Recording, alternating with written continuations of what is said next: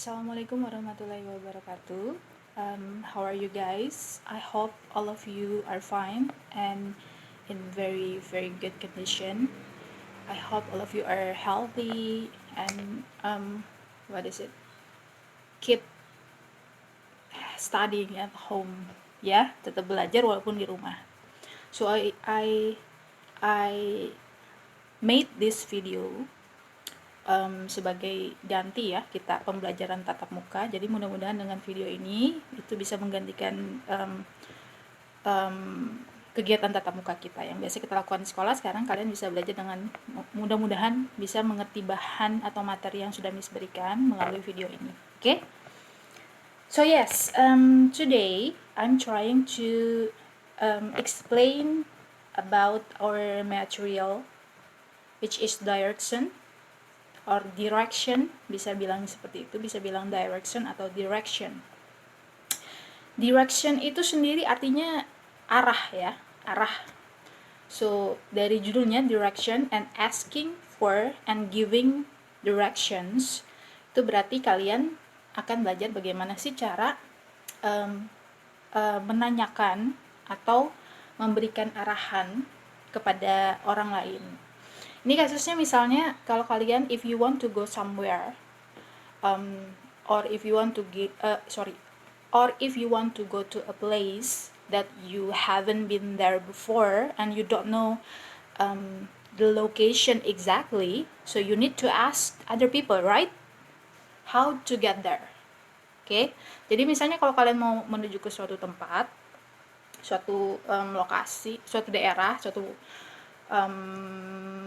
tujuan gitu yang kalian belum pernah ke sana dan tidak tahu lokasi persisnya. Jadi kalian biasanya kan perlu tanya sama orang untuk menunjukkan di mana sih lokasi tempat yang kalian mau tuju itu. Nah, ini fungsinya di sini adalah untuk asking for directions. Tapi ada kalanya juga there are times when other people ask you about the place or the location that they don't know. Jadi ada kalanya kalian yang ditanyai oleh orang lain bagaimana cara menuju suatu tempat atau lokasi. Nah ini, jadi asking for direction itu artinya kalian yang menanyakan arah. Kalau giving direction itu berarti kalian yang memberikan arahan. Oke ya. Jadi as you watch me, please open your material. Okay, pay attention to the material. So as you watch this video, you also try to learn the material at the same time. Jadi kalian nonton video itu sambil dibuka materinya ya. Jadi kita bisa sambil belajar gitu. Jadi Miss jelaskan, kalian sudah ada materi di depan kalian. Oke. Seperti saat ini Miss juga sambil melihat materi yang sudah Miss bagikan di kalian. The material that you already have. Oke. Asking for directions. Nah, sekarang kita bahas mengenai menanyakan arah dulu ya. Asking for directions itu maksudnya adalah menanyakan arah kepada orang lain. Misalnya kalau kita ingin menuju ke suatu tempat, tadi sudah Miss jelaskan, misalnya post office, police office, or a market, or maybe airport, or gas station, gas station. Misalnya kalian pergi ke keluar kota gitu kan, kalian kehabisan bensin kan, kalian pasti perlu ke gas station. What is gas station? Yes, pom bensin. Jadi kadang-kadang kita perlu tahu di mana pom bensin gitu. Or tempat apapun ya. Jadi kita menggunakan ekspresi ini untuk menanyakan tempat. Nah, kita bisa menggunakan ungkapan-ungkapan atau expressions yang sudah mislistkan di situ. Yang pertama kita bisa bilang, how do I get to your school?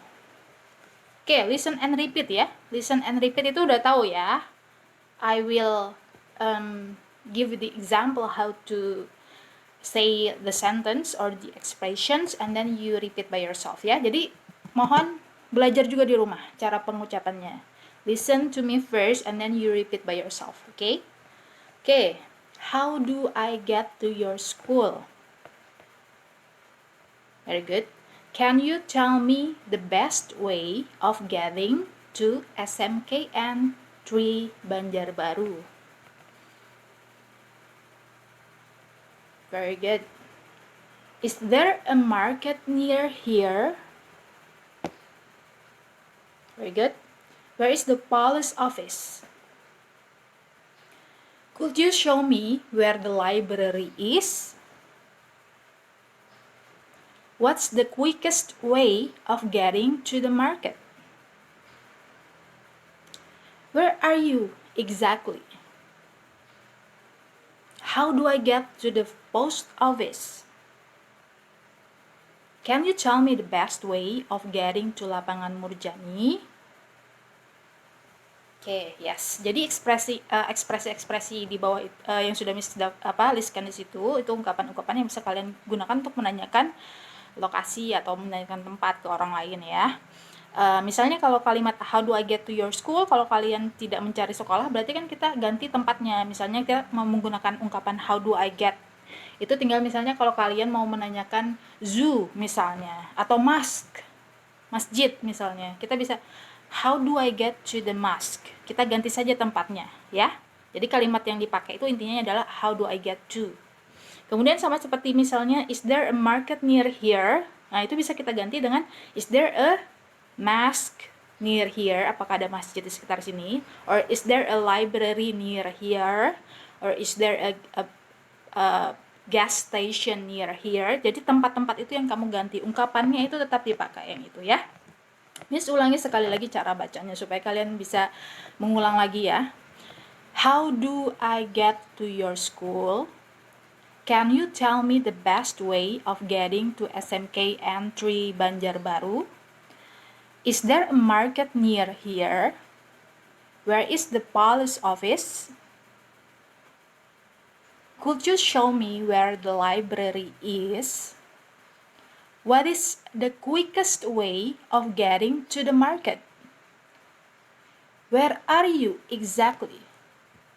How do I get to the post office? Can you tell me the best way of getting to Lapangan Murjani? Ya, jadi silakan ulang lagi sendiri di rumah. Oke, itu tadi cara asking direction, menanyakan arah. Nah, sekarang kalau untuk menjawabnya, if you want to answer, kita pasti kadang-kadang perlu general information atau di sini informasi umum ya. Misalnya, jika kita ditanya arah menuju suatu tempat oleh seseorang, kita bisa memberikan gambaran di mana posisi mereka berada dulu atau kita berada. Maksudnya informasi umum. Jadi kalau kita tahu informasi ini, kita lebih mudah untuk memberikan arahan. Itu maksudnya ya. Examples di situ, we are not far from SMK N3. Nah, maksudnya kita bilang ketika dia nanya di mana SMK 3, kita bilang oh we are not far from SMK N3. Jadi si penanya tahu bahwa oh ternyata SMK 3 tidak terlalu jauh lagi dari posisi dia bertanya gitu ya maksudnya. Then we are quite close to Lapangan Murjani, sama maksudnya ya. Kemudian it's about a kilometer or 2 blocks from Simpang 4. Jadi kita memberitahukan jaraknya. Kalau a kilometer berarti 1, kalau 2 tinggal diganti aja it's about 2 kilometer. Jadi si penanya dapat gambaran seberapa jauh ya lokasi yang mereka mau capai. Kemudian we are opposite or next to or in front of, across the road from, or around the corner from the supermarket. Ini tinggal dipilih saja. Apa sih maksudnya? Nanti dijelaskan di penjelasan berikutnya ya. We are opposite the supermarket, we are next to the supermarket, we are in front of the supermarket, or we are across the road from supermarket, or we are round the corner from the supermarket. Ini masing-masing punya makna opposite. Opposite itu berlawanan. Next to itu samping, sebelah. Jadi posisinya sebelah. In front of berarti di depan. Across the road from itu berseberangan. Round the corner itu maksudnya di ujung ya, di ujung situ. Round the corner atau dekat dari daerah situ, itu maksudnya ya. Okay, I will read the sentence first and then you try to practice by yourself, okay? We are not far from SMK N3. We are quite close to Lapangan Murjani. It's about a kilometer or 2 blocks from Simpang 4. We are opposite from the supermarket. We are next to the supermarket. We are in front of the supermarket. We are across the road from supermarket. We are around the corner from the supermarket. bisa diulangin ya sendiri di rumah cara bacanya.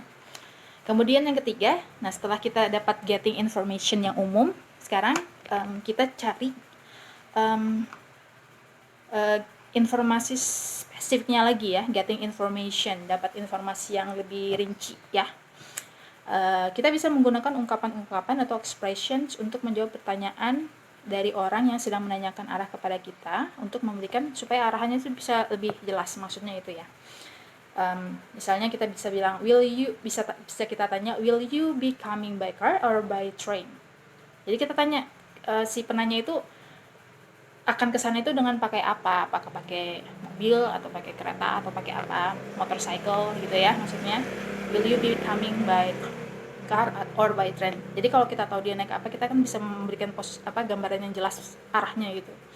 It's much easier if you take Gojek or angkot or pedicab or taxi.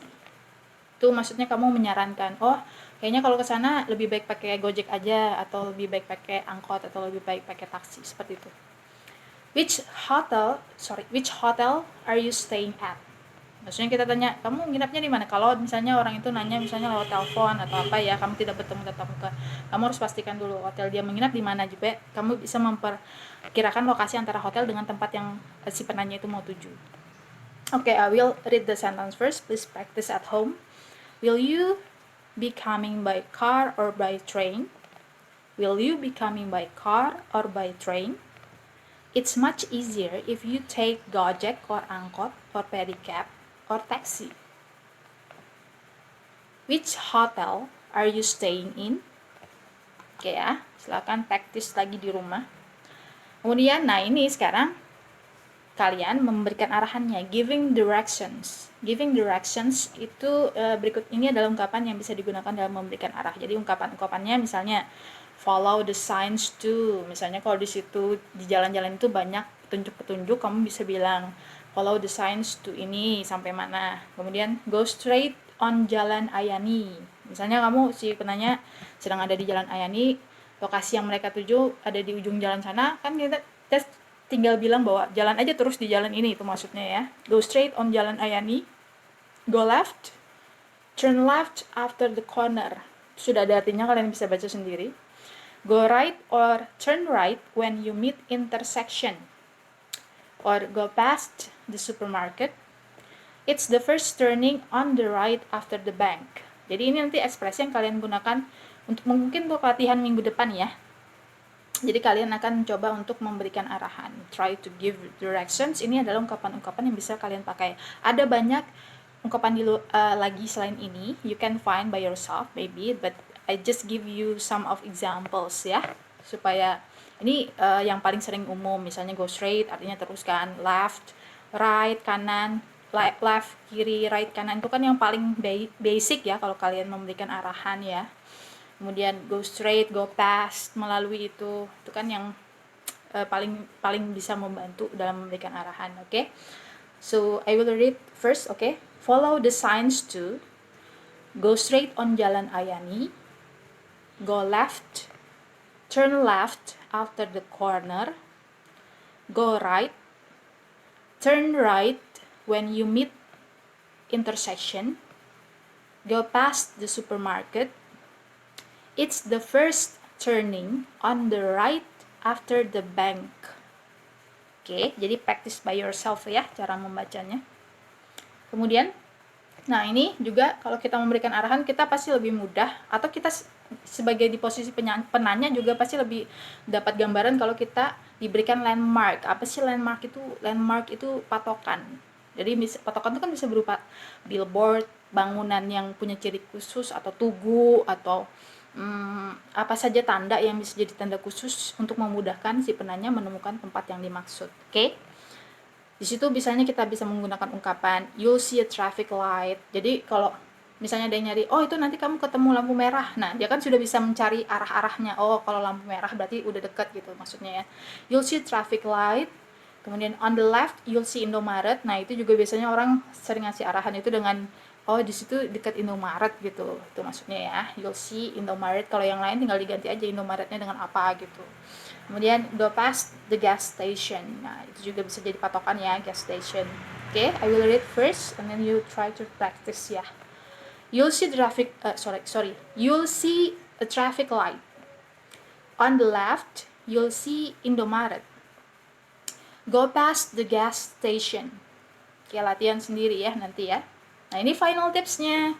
Tips akhir, silakan dibaca sendiri. Kalau mau memberikan arahan, itu kalau melalui telepon, kita tuh kalau tidak tatap muka ya, kalau misalnya teman kamu ada yang nanya lewat telepon, tolong berbicara dengan lambat, dengan pelan, dengan jelas. Karena kamu tidak bisa memberikan gesture kan, atau ciri-ciri gitu. Jadi hanya lewat lisan, jadi harus lebih jelas gitu.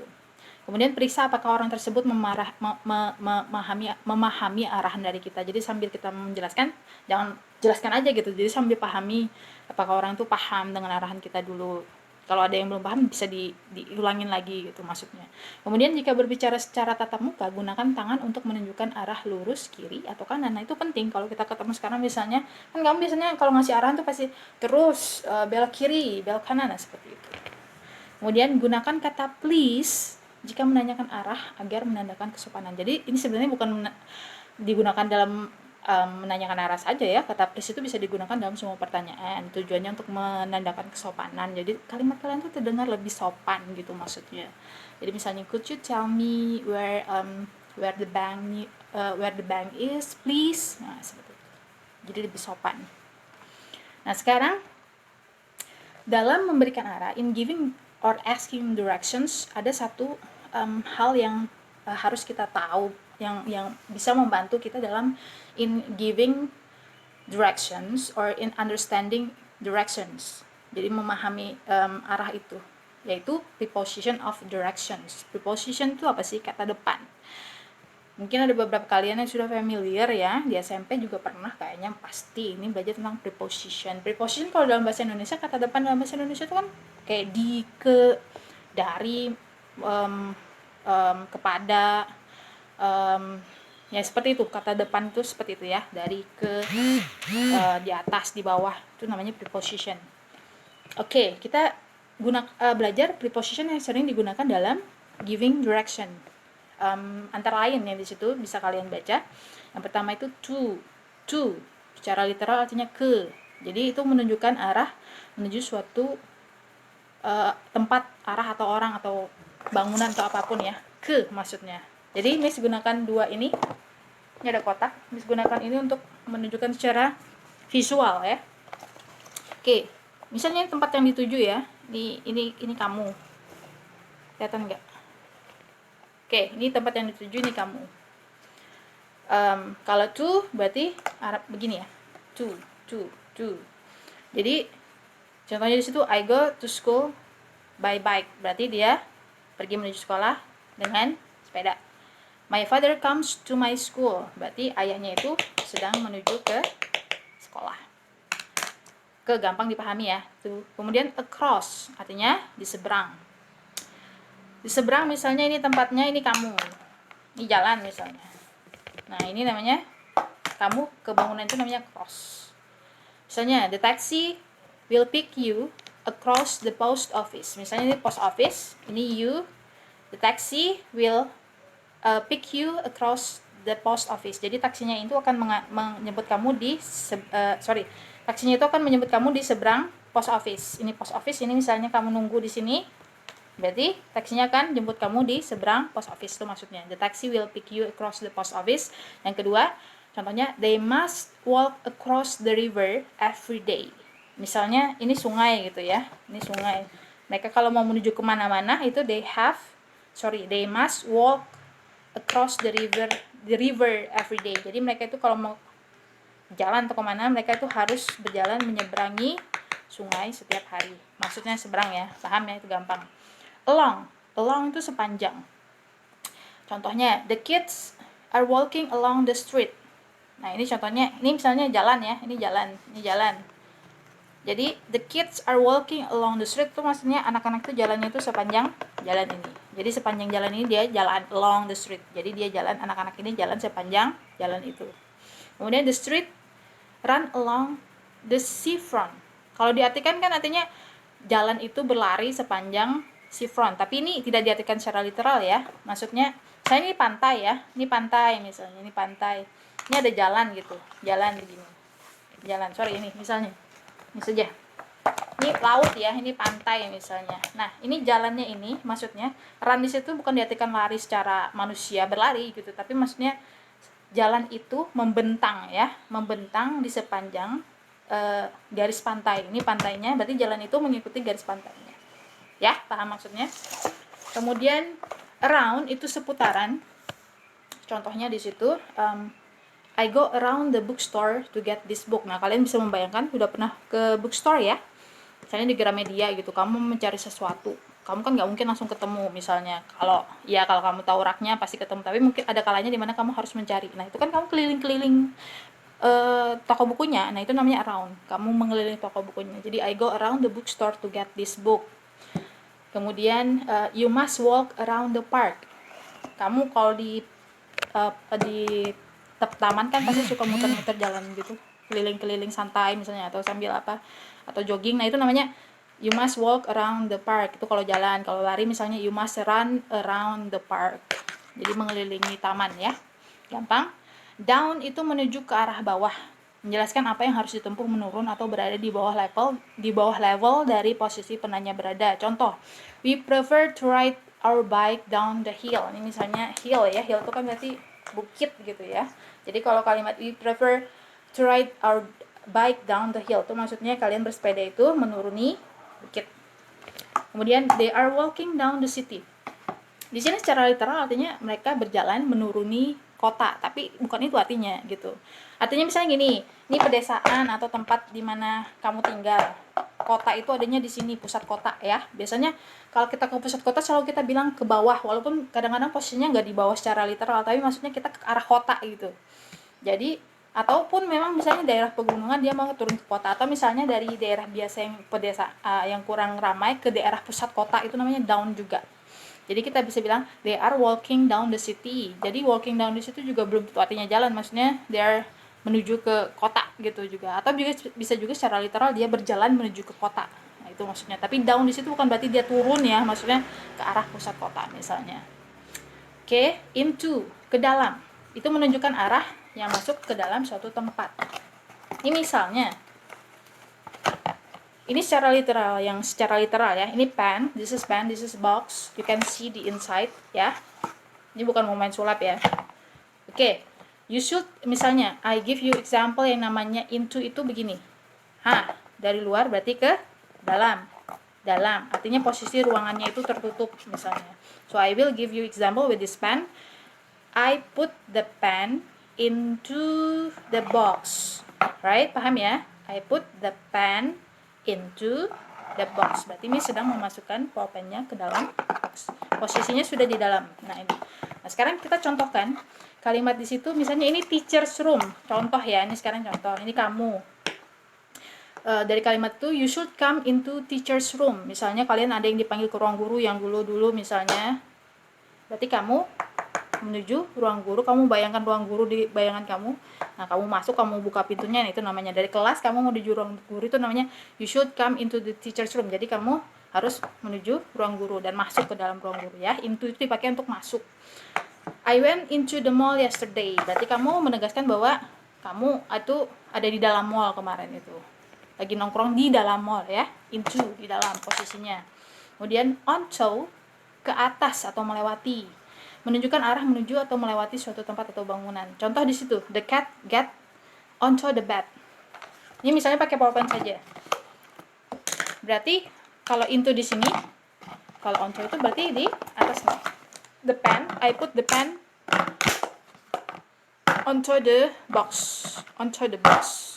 Sebenarnya ini bisa dipakai dengan on the box sih sebenarnya, on, tapi kita pakai arah gitu loh. Jadi dia I put dari sini, I put the pen onto the box. Atau misalnya di kalimat itu ini bed misalnya, ini cat misalnya. The cat itu jalan misalnya. The cat get onto the bed. Misalnya dia ngelompat ke sini. Nah, itu prosesnya tuh the cat get onto the bed misalnya, ini bed ya. Kemudian the ball passed onto the ring. Misalnya kan main basket gitu ya, main basket. Ini ringnya di sini. Berarti the ball passed onto the ring. Pass onto the ring itu berarti belum tentu dia masuk ya. Misalnya ini ring, ini ballnya katakanlah. Ini ballnya katakanlah. The ball pass, melewati saja, melewati. Mungkin dia nggak masuk atau ke termantul di situ. Tapi kalau misalnya the ball pass into the ring, berarti dia masuk. Bedanya di situ ya. Kalau the ball pass onto the ring itu belum tentu dia masuk, dia cuma melewati atas. Tapi kalau the ball pass into the ring, masuk berarti. Oke ya. Kemudian off itu maksudnya menjauh dari. Get off, contohnya get your feet off the sofa, or Rian fell off the ladder. Tangga jatuh, namanya Rian fell off the ladder. Jatuh dari tangga. Over itu menunjukkan pergerakan maju atau mundur melewati suatu tempat, benda, bangunan atau tempat benda bangunan lainnya. Misalnya the frog jump over the leaf. Sini ada daun-daun gitu. Ini frognya. The frog jump over the leaf, melewati ya. The frog jump over the leaf, melewati. Ini daunnya misalnya. Atau bisa juga sampai di daunnya, tapi the frog jump over, melewati daunnya. The bee come over the window. Ini misalnya jendela. Ini bee, lebahnya misalnya. Ini contoh lah ya. Ini jendela, dia masuk ke rumah bukan melalui pintu misalnya. Si lebah ini masuknya lewat jendela. Jadi the bee came over the window. Masuknya lewat mana? Lewat jendela. Paham ya maksudnya melewati. Kemudian past itu artinya melewati juga. Tapi ini lebih ke arah ya. Maksudnya sering dipakai untuk menunjukkan terus gitu loh maksudnya. Go past the market and you'll see my house. Nah itu maksudnya, ini misalnya market, ini rumahnya misalnya. Kelihatan nggak? Oke, ini market, ini rumah. Jadi kalau kita mau teman kamu ada yang mau ke rumah kamu gitu, kebetulan rumah kamu itu dekat sekali dengan pasar, tapi orang itu harus melewati pasar untuk tahu rumah, dapat rumah kamu. Jadi kamu bilang go past the market and you'll see my house. Jadi orang ini harus melewati pasar dulu untuk bisa ketemu rumah ini. Itu maksudnya melewati ya. Kemudian walk past the library and then turn left. Misalnya ini library, left ke sana ya. Misalnya go past, kelihatan nggak sih? Nih, go past the library. Ini go past the library, misalnya ini library ya. Lewati library, kemudian turn left. Berarti belok kiri. Itu maksudnya. Kemudian through, melewati. Menunjukkan pergerakan dari suatu tempat yang tidak tertutup menuju tempat lainnya. Tidak tertutup. Misalnya ini garden ya. Garden kan biasanya tidak tertutup. Atau lapangan di sekolah. Atau ya pokoknya tempatnya tidak tertutup, hutan misalnya itu tidak tertutup kan ya. Nah ini bisa dipakai my sister passes through Dina's garden. Katakanlah ini tamannya si Dina ya. Jadi your sister itu my sister passes through Dina's garden. Jadi ini jalan nih misalnya, tapi si my sister ini jalan misalnya, my sister tuh tidak lewat jalan, tapi dia melewati kebunnya si Dina. Kan dia melewati nih, tapi melewati sesuatu yang tidak tertutup, karena garden kan tidak tertutup. Jadi namanya through itu kamu bisa melihat proses melewatinya itu gitu kan, di tempat yang terbuka. Namanya my sister passes through Dina's garden. Kemudian we walk through the bridge to get her house. Nah kamu nih kalau melewati jembatan kan jarang ada yang tertutup tuh, nggak pernah ada yang tertutup, pasti terbuka. Misalnya kamu mau sampai ke sini, kamu harus lewat ini, berarti we walk through the bridge to get her house. Jadi kamu harus melewati jembatan ini to get her house. Ya, paham maksudnya? Toward itu menunjukkan pergerakan dari satu tempat maju ke depan, maksudnya menuju ke depan, bukan ke belakang ya. Kalau through itu bisa maju mundur. Kalau toward itu hanya maju saja ke depan. Misalnya Kathy runs toward the door. Jadi Kathy berlari menuju pintu. Dia pasti nggak mundur kan, larinya nggak mundur kan, tapi larinya itu maju. Jadi Kathy runs toward the door, maksudnya menuju pintu. Kemudian who is that woman walking towards the stage? Misalnya ini stage, ada cewek perempuan lari menuju ke menuju panggung, misalnya ini panggung. Jadi who is that woman? Kamu lihat ada wanita itu lari-lari menuju panggung, kamu tanya who is that woman walking towards the stage? Siapa sih yang lagi jalan menuju panggung? Jadi menuju maksudnya. Up itu menunjukkan pergerakan naik ke suatu tempat. Nah, ini secara literal maksudnya naik ya. Beda dengan down tadi, kadang-kadang artinya nggak turun, murni nggak turun, walaupun turun ada artinya. Tapi kalau up ini benar-benar naik. Misalnya, my brother climbs up the tree. Ini pohon, ini saudara kamu, adik kamu, manjat ke pohon itu namanya climb. Climb itu kan memanjat, tapi tambahkan up. Jadi, memanjat pohon. Manjat kan pasti ke atas ya. Kemudian Renny get up from the chair. Misalnya kamu lagi duduk gitu. Kamu berdiri itu namanya kan get up. Nah itu, Danny get up from the chair. You get up from the bed. Kamu bangun dari tidur. Oke, sampai sini dipahami ya? Oke, nah di bawahnya kalau kamu scroll ke bawah terus itu ada dialog. Nah itu akan menjadi tugas kalian. It will be your assignment, your task. Miss hanya kasih task 1 minggu ini. Karena minggu ini kan kalian baca materinya dulu, latihan materinya dulu. Cara latihannya gampang ya. Nanti dijelaskan di Google Classroom. Okay? So I think that's enough for our that's enough for my explanation about our material. Directions. I hope you understand it well. If you have any question, please free to ask me. You can put your question or leave your questions in class comments or in private comments. Kalau kalian sungkan bisa lewat private comments, komen pribadi, or you can ask me in WhatsApp. Okay, you know my number already, and that's okay if you want to ask me in WhatsApp. I will be glad. I will be glad to answer your question. Okay. So see you next meeting. Okay. I hope you'll enjoy my class, and see you. Take care everyone. Assalamualaikum warahmatullahi wabarakatuh.